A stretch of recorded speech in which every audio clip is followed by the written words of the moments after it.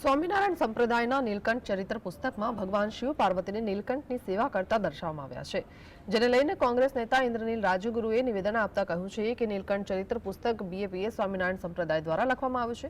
આ પુસ્તકમાં ભગવાન શિવ અને માતા પાર્વતીએ માનવ રૂપ લઈ નીલકંઠ વર્ણિની સેવા કરી તેવું લખ્યું છે, જે ખરેખર વખોડવા લાયક છે। સ્વામિનારાયણ સંપ્રદાયને પોતાનું અસ્તિત્વ જાળવવા પુસ્તકોમાં હીન કક્ષાએ લખવું પડી રહ્યું છે। સ્વામિનારાયણ સંપ્રદાયને નાણાં અને જમીન કૌભાંડો કરવામાં રસ હોય છે।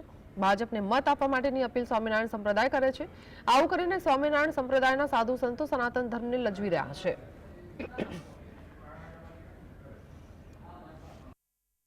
નીલકંઠ સ્વામી એમના મન એવા જ હોય તો આવા સહારા શું કામ લેવા પડે છે? ક્યાંક હનુમાનજીનો સહારો લેવો પડે, હવે આ મહાદેવનો લેવામાં આવી રહ્યા છે।